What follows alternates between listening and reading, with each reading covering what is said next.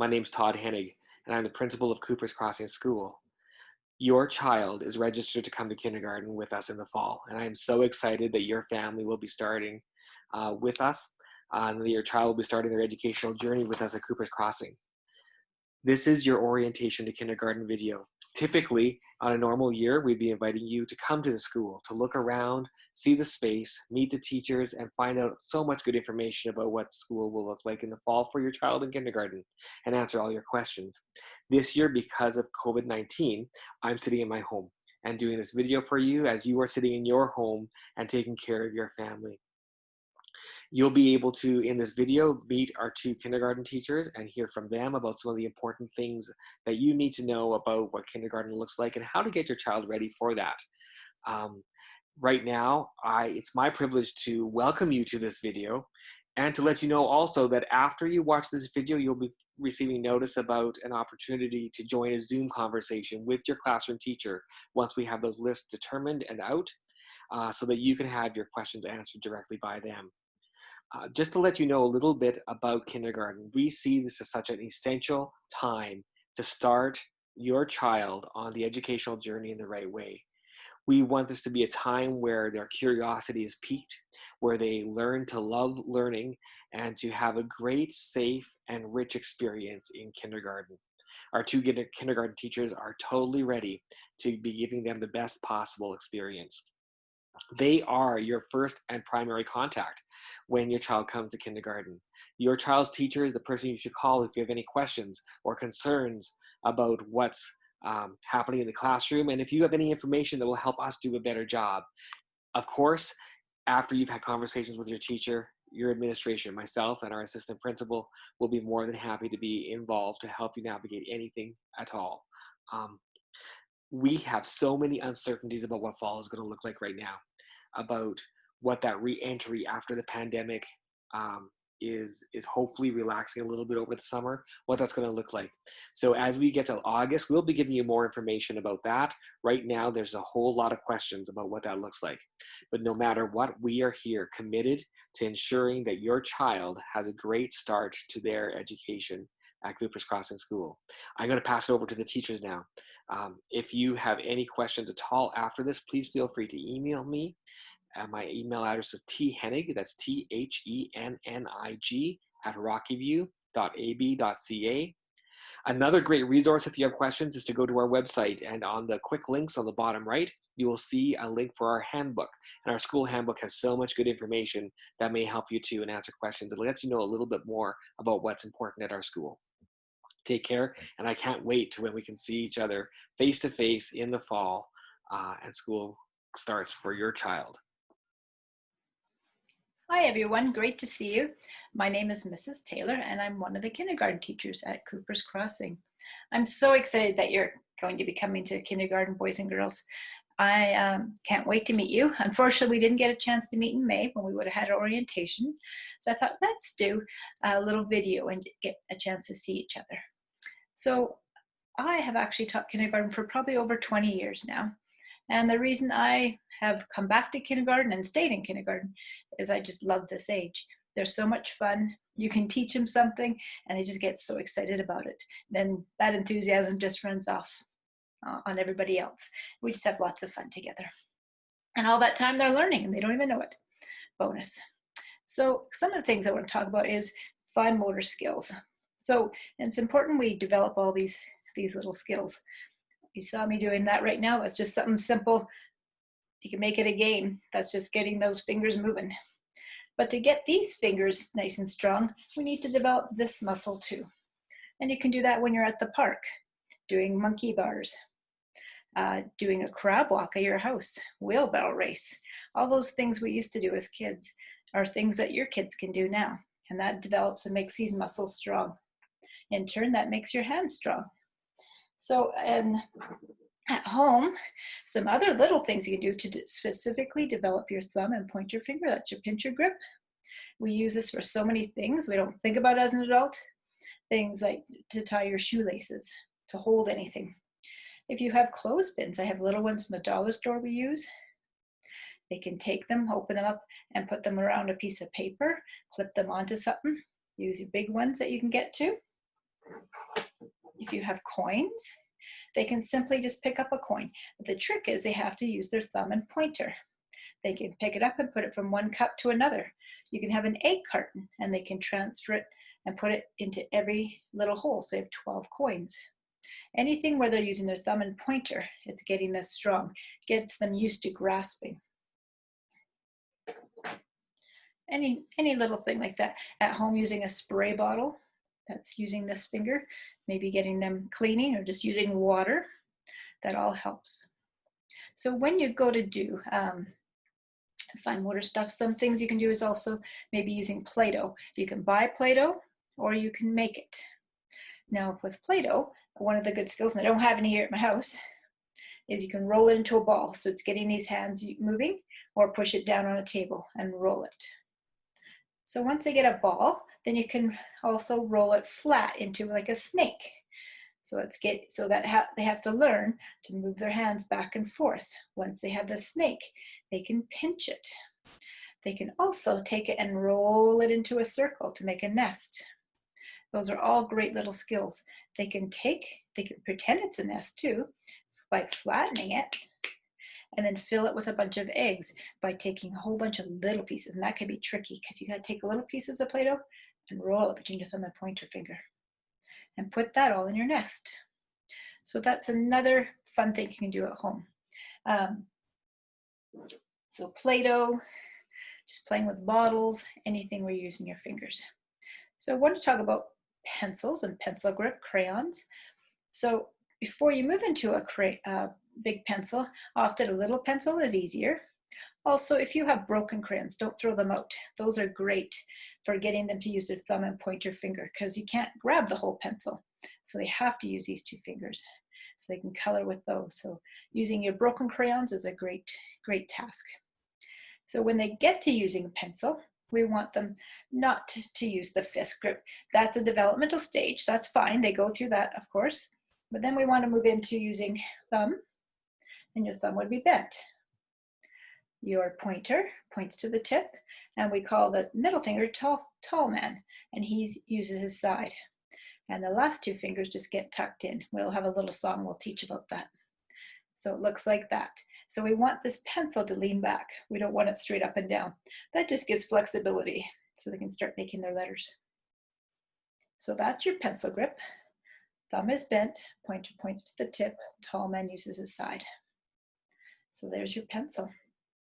Now, if you're starting to do some printing at home, you don't need to start printing on paper. You can print on easels or chalk on outside on the sidewalk. That gets them going printing, and because we want them to start printing from the top down. And it's harder on an easel to print from bottom up. It's just a good thing to get practicing the right way, starting from the top down. So any kind of vertical surface, or like I said, an easel like I have behind me, that helps get them going the right direction. Then we have scissors. These are the scissors we use at school. They have a little hole. So depending if you're right or left-handed. So I'm right-handed. So your thumb, doesn't matter which hand you use, you always put your thumb in the little hole, other fingers go underneath. I hold it like that. Now you have to watch. You see how my arm's going up? We don't want your elbow up. We want that, tuck that in. Some people might say your chicken wing. So tuck that in so it's not sticking out. You want it close to your body. Your thumb is always facing up. So if you think about it, your fingernail has to always face the sun. It always faces up. So when you're cutting, you're just doing little cuts like that. You're not chomping. Now, your paper would just be floating, so you have to hold it with your helper hand.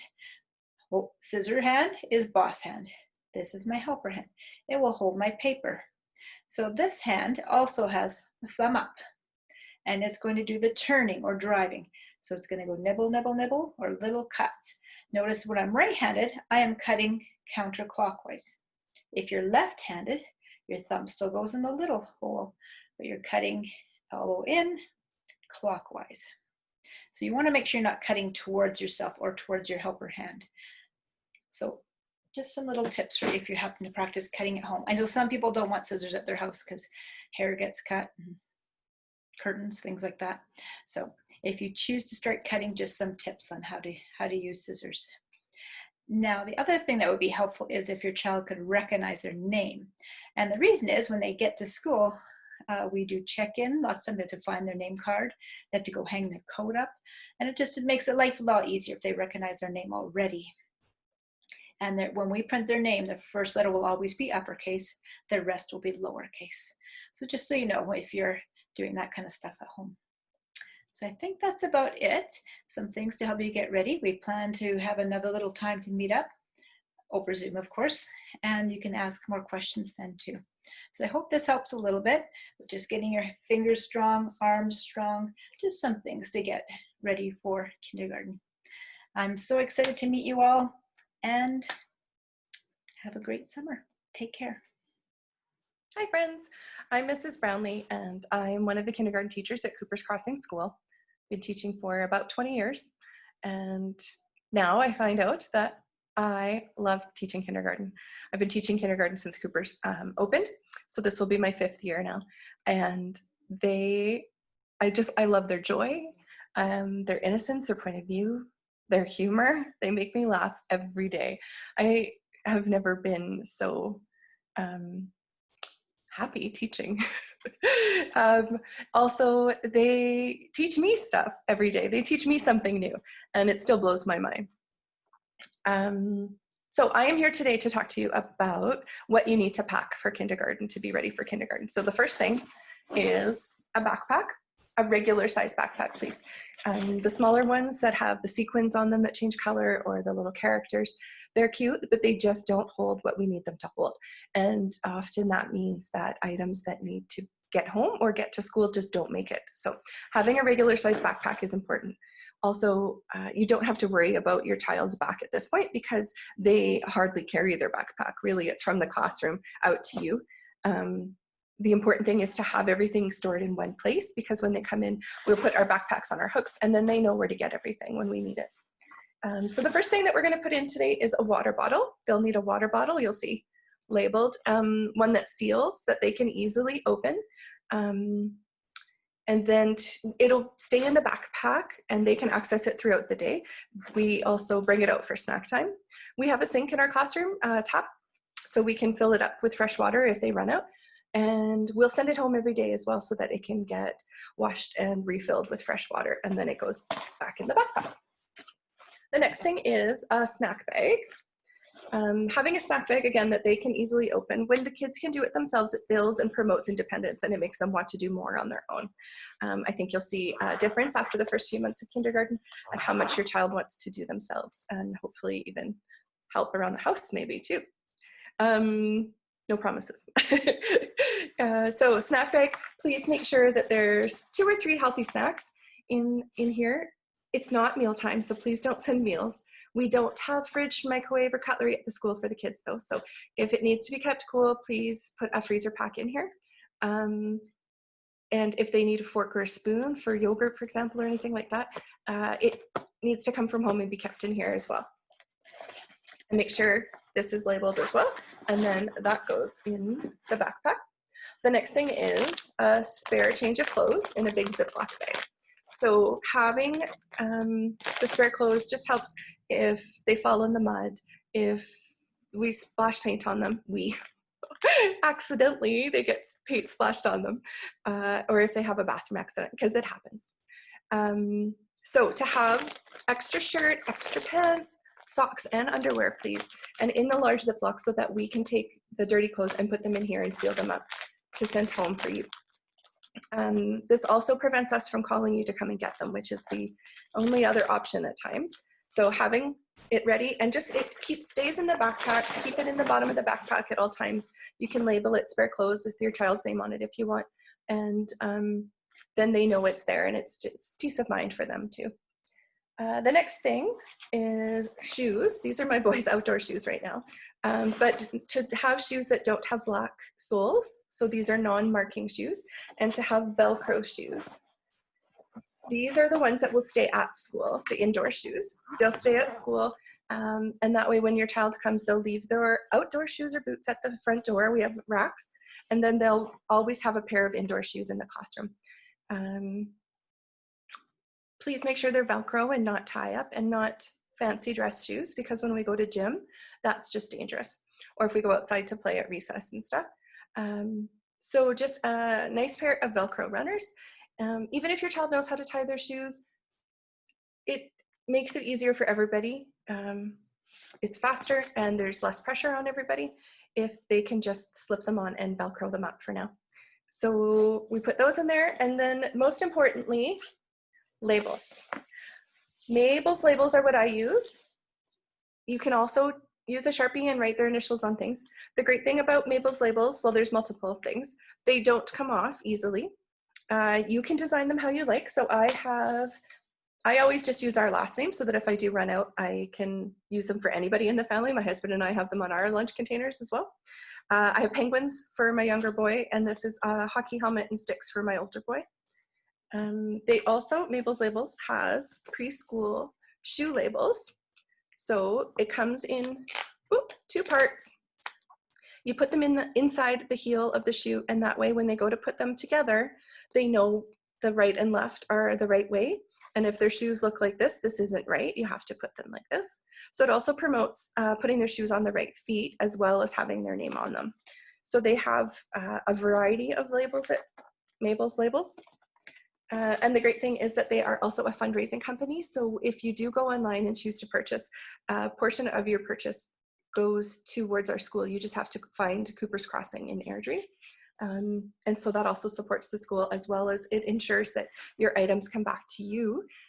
You'd be surprised at the big pile we often have on Fridays. In our Lost and Found, Friday is kind of when we look through and try to identify and match up lost items with their owners and send them home. And that pile is way bigger than it needs to be, because if there's a name on it, then it will make its way back to you more easily. And we have to buy, as parents, enough mitts and socks and hats and you name it. So if we don't have to buy extra, that's fantastic. We'll save you some money in the long run. Thank you. Hopefully this helped you to know and to feel more prepared. So you'll be all packed and ready for kindergarten. And just don't forget to bring your smile, because we'll have fun. Thanks, friends. So that's the end of our video for you. We wish you a great summer. Hope to see you on the Zoom meetings coming up, and wish your family all the joy and happiness and health that you can have. See you in fall. Bye-bye.